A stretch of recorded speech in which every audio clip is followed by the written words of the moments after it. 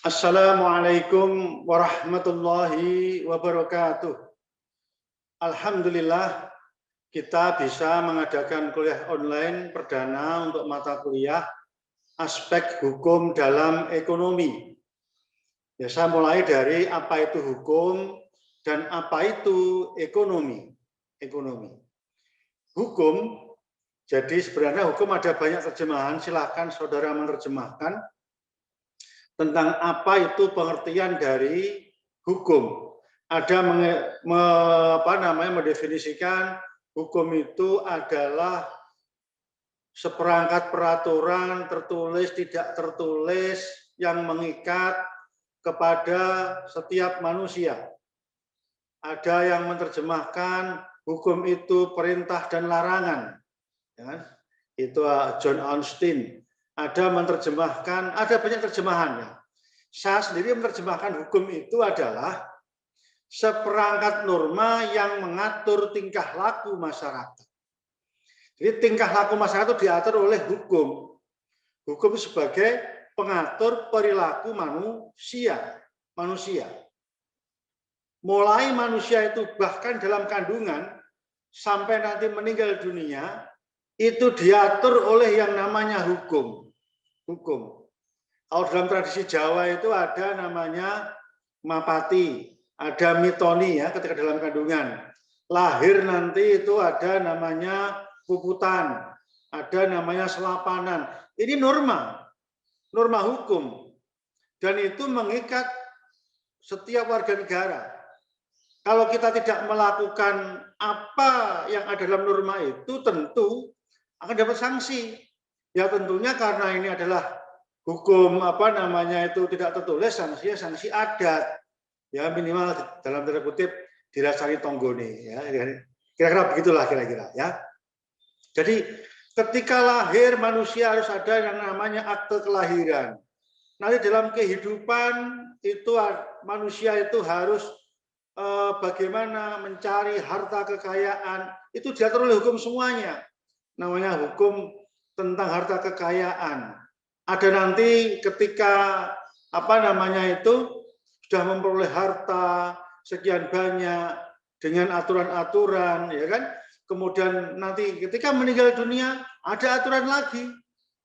Norma hukum akan selalu mengatur, ya, mengatur kepada warga negara. Nah, jadi aturan hukum itu, ya, itu akan melekat kepada setiap warga negara. Jadi mengikat hukumnya itu sesuai dengan ketentuan ya, ketentuan aturan yang dia. Jadi perilaku kita, tingkah laku kita itu tidak sembarangan. Ada norma yang mengatur gerak kita supaya apa?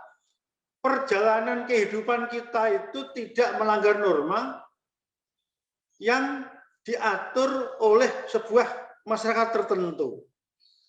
Negara ikut mengatur perilaku kita. Ya, perilaku kita diatur oleh yang namanya norma-norma. Baik itu norma sosial, norma tertulis, tidak tertulis, norma kesusilaan, norma sopan santun. Ada banyak norma yang mengatur dalam kehidupan. Ya, itu hukum. Saya menerjemahkan seperti itu. Ya, silahkan saudara mengartikan hukum itu, monggo. Ya, yang penting itu adalah memahami bagaimana gambaran hukum itu. Ya, itu. Yang kedua, ilmu ekonomi. Ini saya kutip ya. Jadi ilmu yang mempelajari masyarakat dalam usaha mencapai kemakmuran. Jadi orang ini ada banyak definisi sebenarnya. Ini saya mengambil definisi yang simpel. Tujuan orang itu untuk mencapai kesejahteraan, untuk mencapai kemakmuran. Ya.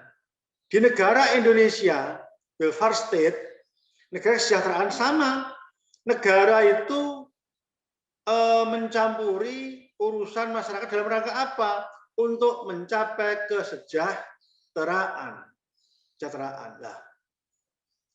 Lalu bagaimana aspek hukum dalam ekonomi? Kenapa kok perlu aspek hukum? kita belajar ekonomi perlu ada hukum-hukum yang mengatur, ya. Semakin pesatnya pertumbuhan dan perkembangan ekonomi, kita lihat sekarang ini, ya kan? Perkembangan ekonomi semakin pesat, ya kan? Baik itu makro, mikro, kebijakan ekonomi, semua itu tidak bisa berjalan sendiri tanpa ada norma yang mengatur, aturan yang mengatur. Nah, aturan-aturan inilah nanti yang akan mengarahkan para pelaku ekonomi agar dapat berjalan sebagaimana ketentuan, sebagaimana aturan yang ditetapkan oleh negara, oleh masyarakat. Ya, ini mengatur. Ya.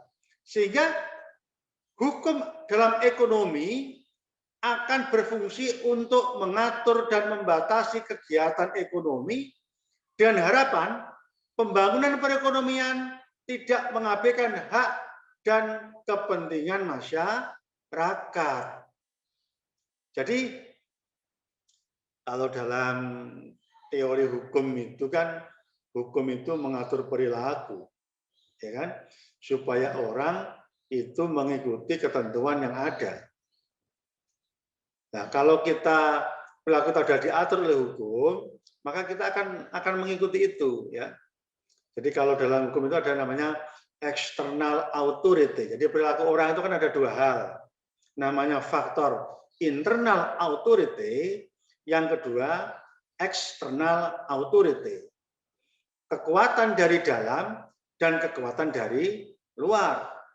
Kekuatan dari dalam itu yang dikembangkan oleh IAIN Kudus, ya kan? Ilmu Islam terapan, mengukur potensi iman seseorang. Kadang kuat, kadang lemah. Ya. Itu potensi, ya, fluktuatif, ya, fluktuatif. Jadi faktor keimanan seseorang itu juga bisa mempengaruhi perilaku seseorang. Tetapi itu tidak cukup, tidak cukup. Ada faktor eksternal yang mempengaruhi perilaku. Ya, kalau saudara dalam perkuliahan itu misalnya ada dosen, kalau terlambat 5 menit tidak boleh masuk misalnya. Artinya kita akan mengikuti itu, ya, akan mengikuti itu. Ya normalnya akan berjalan, ya, akan berjalan. Ya. Jadi itu hubungan kenapa kok para pelaku ekonomi itu perlu ada mengatur hukum, ya. Nah, aspek hukum dalam ekonomi, ya, hukum ekonomi itu sebagai suatu hubungan sebab akibat atau pertalian peristiwa ekonomi yang saling berhubungan dalam kehidupan. Maksudnya begini. Jadi hukum dan ekonomi itu sebenarnya tidak dapat dipisahkan. Ya, orang ekonomi butuh hukum, hukum juga butuh ekonomi. Ya. Sebab akibat. Ya, suatu aturan coba. Aturan itu kalau dibuat harus juga mengabaikan, tidak boleh mengabaikan faktor ekonomi juga, ya kan? Nonsen, ya nonsen. Kita diberlakukan sama di muka hukum, ya, diberlakukan sama di muka hukum, ya, pasal 27 ya, konstitusi kita. Tetapi kalau aspek ekonominya berbeda, maka punya potensi perilaku akan berbeda. Perlakuannya akan berbeda. Karena aspek ekonominya berbeda. Ya. Akan sulit orang untuk menegakkan hukum sementara aspek ekonominya berbeda. Karena tidak dapat dipungkiri bahwa ekonomi itu juga bisa menentukan, ya, kemana arah hukum itu. Nanti hukum kan banyak pengaruh, ada sosial, ada ekonomi, ada politik. Ya. Salah satunya adalah ekonomi. Ya. Aspek ekonomi mempengaruhi di dalam hukum. Jadi saling berhubungan dalam kehidupan manusia. Nah, perilaku ekonomi itu diawasi oleh hukum. Ya. Hukum itu butuh ekonomi. Jadi ada hubungan sebab akibat, ya, akibat. Nah, aspek hukum ekonomi ini merupakan kajian secara interdisipliner dan multidimensional. Maksudnya begini. Jadi mengkaji hukum dalam ekonomi itu tidak sekedar bagaimana hukum itu melihat ekonomi saja. Tidak sekedar ekonomi itu dibutuhkan hukum. Ya. Tapi multidimensi. Ada banyak aspek untuk bisa melihat bagaimana aspek hukum itu dalam melihat ekonomi itu sendiri. Ya. Karena hukum ekonomi ini tersebar dalam berbagai peraturan perundang-undangan ya, di Indonesia. Ya tentu bersumber pada konstitusi kita, ya, konstitusi kita. Jadi konstitusi kita itu, ya, kita lihat ya, dalam konstitusi kita itu tentu yang ada dalam Undang-Undang Dasar 45. Jadi begini, semua peraturan perundang-undangan yang ada di Indonesia itu tidak boleh bertentangan dengan Pancasila dan Undang-Undang Dasar 1945. Itu konstitusi. Tidak boleh kita buat aturan yang isinya berbeda dengan konstitusi kita. Maka akan diuji kalau itu undang-undang nanti akan diuji oleh yang namanya Mahkamah Konstitusi. Karena dengan konstitusi kita. Kalau itu undang-undang nanti di bawahnya ada namanya peraturan presiden, kemudian PP, peraturan pemerintah, PP, kemudian peraturan presiden di bawahnya itu misalnya, itu ya diuji juga ketika kita membuat peraturan pemerintah itu salah. Artinya begini, peraturan yang ada di bawah itu yang berkaitan dengan aspek ekonomi itu tidak boleh bertentangan dengan aturan di atasnya. Sehingga nanti di dalam materi ini, ya, sudah saya sampaikan di V-Class, di share itu ada banyak berbagai macam peraturan yang mengatur. Nanti akan saya jelaskan secara tersendiri, ya, sendiri. Nah, ini sumber hukumnya. Sumber hukumnya itu, ini sumber hukum formil ya. Kalau material itu kan aspek sosiologi, aspek ekonomi, aspek psikologi, itu materi. Materi hukumnya, materialnya, bahannya. Formilnya ini, ya, ada yang namanya undang-undang. Termasuk, undang-undangnya termasuk adalah semua peraturan perundangan yang berlaku di Indonesia yang berkaitan dengan ekonomi. Ya, nanti ada dalam berbagai peraturan nanti di dalam undang-undang perlindungan konsumen, undang-undang jaminan, ada banyak nanti akan saya jelaskan sendiri. Tapi yang jelas peraturan-peraturan ini akan mengikat ya kepada warga negara, setiap warga negara. Yang pertama undang-undang, tentu segenap peraturan perundang-undangan di bawahnya. Yang kedua adalah kebiasaan. Nah, ini sumber hukum formil. Jadi kebiasaan itu juga termasuk sumber hukum. Nilai-nilai yang hidup di dalam masyarakat. Living law. Ya, living law. Itu kebiasaan-kebiasaan ini bisa menjadi sumber hukum. Karena nanti ketika saudara tidak mentaati aturan, ya akan kena sanksi. Contoh ya, dalam hukum adat misalnya, kebiasaan. Dalam jual beli, di adat itu ada namanya uang panjer. DP kalau dalam bahasa kita itu. Ya. Uang muka. Tradisi Jawa. Itu kalau dalam tradisi di Jawa, uang muka tadi ini, ya kan? Uang muka tadi ini, ketika penjual dan pembeli, ya misalkan jual beli, pembeli sudah memberikan DP, misalnya 10% atau 5% atau berapa persen, ya kan? Kok kemudian pembeli membatalkan, maka uangnya hilang. Itu tradisi ya, artinya kebiasaan yang terjadi dalam masyarakat. Tetapi jika yang membatalkan itu pihak penjual, yang mengembalikan, wajib mengembalikan. Ya. Bahkan ada mengembalikan 2 kalinya. Dia membatalkan belum waktunya, dia sengaja membatalkan. Ya, ini kebiasaan-kebiasaan hukum dalam ekonomi. Jadi ada banyak kegiatan sebenarnya, kebiasaan-kebiasaan nanti yang akan digunakan di dalam sumber hukum. Jadi prinsipnya hukum adat, kebiasaan yang diyakini kebenarannya oleh masyarakat itu juga sebagai sumber hukum. Ya, sumber hukum.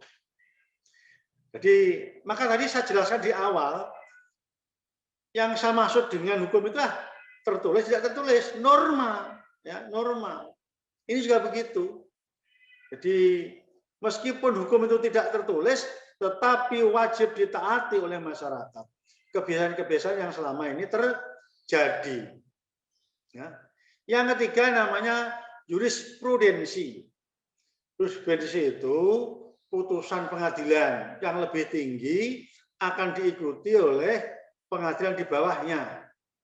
Kalau di Indonesia itu ada yang namanya pengadilan negeri, pengadilan tinggi, Mahkamah Agung sebagai puncak.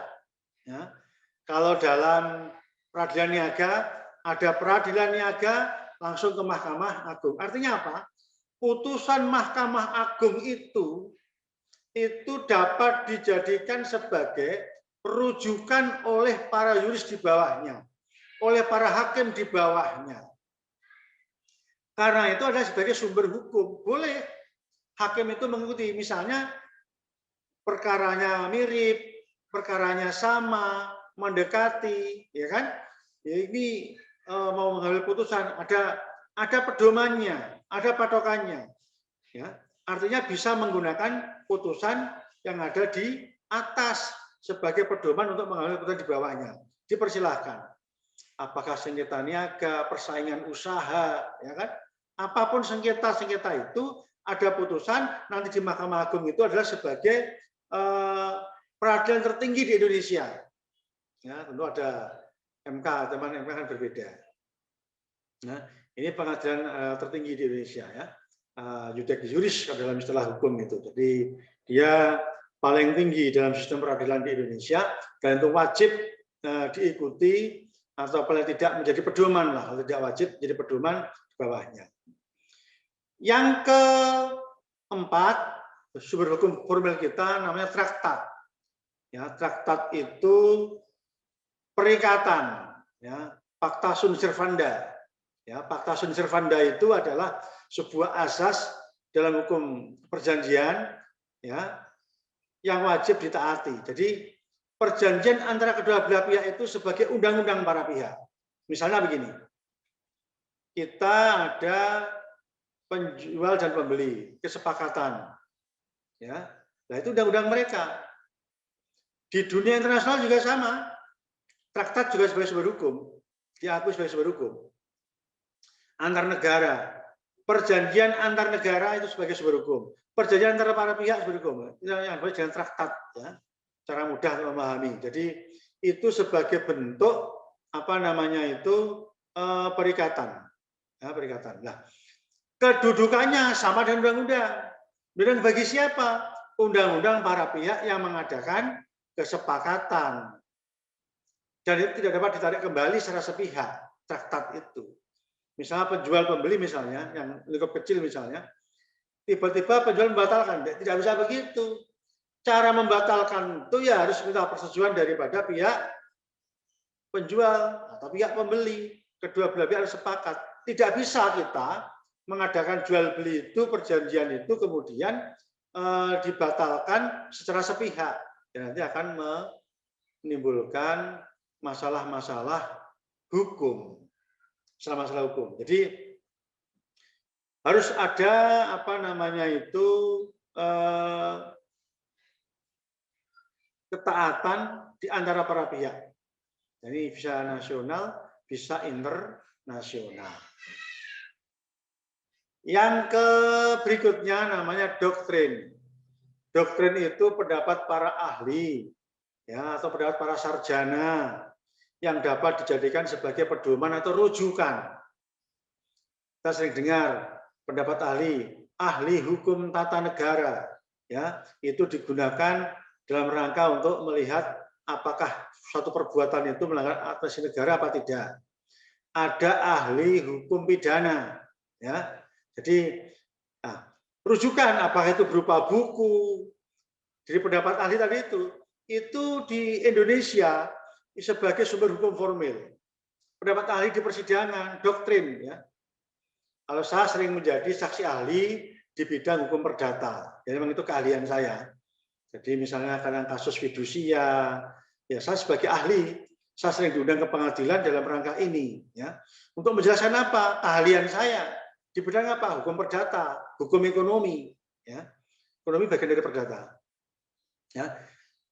Jadi ini nanti dapat dijadikan sebagai rujukan. Ini sumber hukum yang berlaku, ya, berlaku di Indonesia. Jadi saya ulangi, tolong diingat, undang-undang, kebiasaan, jurisprudensi, traktat, dan doktrin. Ya. Tolong dihafalkan itu. Nanti kan ada materi-materi, nanti akan lebih rinci masih dalamnya nanti. Apa namanya itu lebih mendekati ya ke situ. Nah, dalam sebuah norma hukum, ya, dalam ekonomi, itu tidak dapat dilepaskan dari nilai dasar hukum. Ini saya kutip dari pendapat Gustav Radbruch. Ya. Kalau oleh orang-orang hukum sudah terkenal ini, ya. Artinya hukum itu, ya kan, tadi ya sumber hukum material formil tadi, ya kan, yang tadi itu tidak boleh isinya, ya, tidak mengandung ini nilai dasar hukum itu, kemanfaatan, kepastian, dan keadilan. Jadi hukum itu harus ada manfaat bagi masyarakat. Manfaat dalam rangka mencapai kemakmuran masyarakat, hukum ekonomi, mencapai kesejahteraan masyarakat. Percuma hukum dibuat tetapi tidak ada manfaat bagi masyarakat, ya. Maka harus dipahami itu, ya. Dipahami. Jadi hukum itu harus dipahami sebagai bagian dari tujuan fungsi hukum. Apa itu? Manfaat bagi masyarakat. Jangan sampai kita tidak ada manfaat bagi masyarakat. Itu hukum harus begitu. Yang kedua, ada kepastian hukum. Aturan itu, norma itu yang nanti akan mengatur perilaku para pelaku ekonomi dan berbagai macam peraturan perundang-undangan, apakah undang-undang perlindungan konsumen, apakah undang-undang jaminan, apakah undang-undang, ada banyak nanti yang saya jelaskan, ya. Itu tidak boleh tidak memberikan kepastian hukum, ya. Kepastian itu penting dalam hukum itu. Yang ketiga adalah keadilan. Ini yang terpenting. Ya, memang nanti ada yang berpendapat berbeda, tapi kalau saya berpendapat bahwa keadilan itu adalah ruhnya dari hukum itu. Aturan sebagus apapun, kalau tidak memberikan keadilan masyarakat, percuma hukum itu dibuat. Maka hukum itu harus berkeadilan. Memang terkadang dalam membuat hukum atau norma hukum yang ada itu terkadang itu antara kepastian hukum dan keadilan kadang bertentangan, Lalu mana yang diutamakan? Kalau saya berpendapat keadilan lebih dahulu. Jika perlu kepastian hukum tadi di nomor 2 kan, keadilan yang utama. Ya. Tapi orang-orang positivistik itu mengatakan lebih utama kepastian hukum karena dalam kepastian hukum itu adalah ada keadilan di situ. Ya. Ini adalah 3 hal yang wajib ada dalam aturan. Lah. Pertanyaannya sekarang, Pak, lalu bagaimana ketika hukum itu tidak ada manfaat bagi masyarakat, tidak memberikan kepastian, tidak berkeadilan? Lalu bagaimana sikap kita? Sikap kita. Ya. Prinsipnya hukum sejak diundangkan itu berlaku. Prinsip dasar. Kalau dalam hukum itu ada istilah namanya fiksi hukum istilahnya. Setiap orang Setiap warga negara dianggap mengerti hukum, dianggap paham tentang hukum. Ya, kita tidak bisa begini. Ada ketentuan tentang perlindungan konsumen misalnya, pasal 18 perlindungan konsumen. Misalnya, Pak, saya tidak tahu aturannya, Pak, kalau itu harus begini, begini. Tidak bisa begitu. Hukum itu mengatur, fiksi hukum, atau begini dalam contoh mudah lah. Ketika saudara tidak pakai helm, kemudian ada polisi, katakanlah menegur saudara, misalkan di jalan pakai helm, ada polisi dihentikan, pit, berhenti misalnya. Saudara tidak pakai helm, maka harus ada sanksi ya dalam undang-undang lalu lintas itu. Kita bisa begini, waduh Pak, maaf Pak, saya tidak tahu kalau ada aturan tentang harus pakai helm. Tidak bisa begitu. Tidak bisa gitu. Karena kita membaca undang-undang karepmu, ora karepmu, kita dianggap mengerti hukum. Wajib mentaati lah. Memang ketika nanti ada hukum yang tidak berkeadilan, nanti akan diuji, ya kan, apalagi diganti undang-undangnya dan sebagainya. Itu berikutnya. Tapi begitu diundangkan, maka kita wajib ya, mentaati hukum itu. Nah, hubungan hukum dan ekonomi, ya tadi tadi itu, ini saya bacakan. Hubungan hukum dan ekonomi bukan hubungan satu arah, tetapi hubungan timbal balik dan saling mempengaruhi. Kegiatan ekonomi yang tidak didukung oleh hukum akan mengakibatkan kekacauan, crowded, ya, chaos. Sebab apabila para pelaku ekonomi dalam mengejar keuntungan tidak dilandasi dengan norma hukum, maka akan menimbulkan kerugian salah satu pihak dalam melakukan kegiatan ekonomi. Jadi ini saya ulangi tadi itu, jadi tidak satu arah tapi hubungan timbal balik. Norma-norma hukum yang mengatur kepada para pelaku usaha, para pelaku ekonomi, supaya apa? Hak dan kewajiban kepentingan masing-masing para pelaku ekonomi itu dapat dilindungi oleh hukum. Masing-masing sudah perlindungan oleh hukum. Tidak hanya satu pihak saja, tetapi juga pihak lain. Ya. Ini kontribusi hukum dalam ekonomi. Ini karena ini kuliah apa namanya itu yang pengantar ya. Nanti habis ini nanti akan ada materi-materi berikutnya yang berkaitan lebih spesifik di dalam hukum dan ekonomi. Ini hukum ekonomi ya, kontribusinya. Yang pertama, hukum sebagai a tool of social engineering. Jadi hukum itu sebagai rekayasa sosial. Jadi perilaku seseorang itu diatur oleh hukum. Maka tadi saya contohkan, ketika ada dosen kuliah, kok saudara itu yang terlambat 5 menit tidak boleh masuk, atau nilainya E, maka akan dipastikan bahwa saudara tidak akan berani terlambat. Kenapa? Takut nanti tidak dapat nilai, kan begitu. Rekayasa sosial sebagai tool, sebagai alat, social engineering, ya. Rekayasa sosial ini berlaku hukum ya. Jadi orang itu bisa kuliah jam 7:30, jam 7, karena ada aturannya. Kalau yang mengatur itu ketat, ya kita akan mengikuti. Nggak berani kita melanggar aturan itu.